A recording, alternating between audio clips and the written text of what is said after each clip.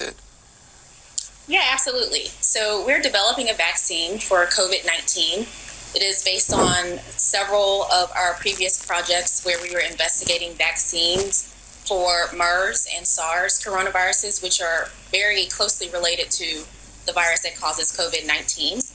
So this vaccine incorporates the spike protein, which is the protein that is on the surface of the virus.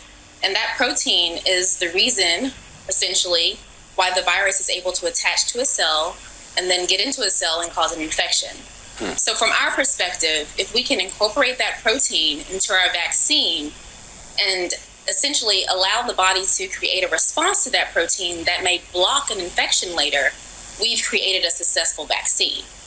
The really interesting part about this is that we have a collaboration with Moderna, which is a company that uses messenger RNA, which is essentially just genetic material, and we're using their platform to deliver our vaccine spike.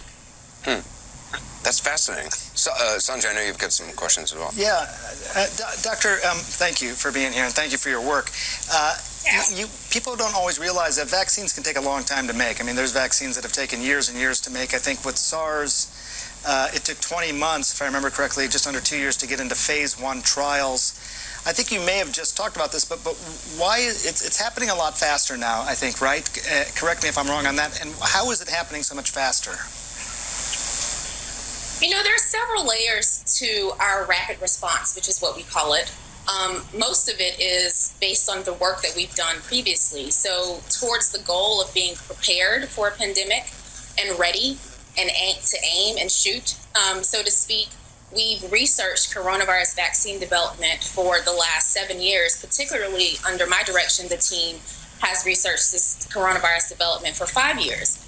And so coming into the onset of this pandemic, we had an idea about what we wanted to do as far as the design of the vaccine.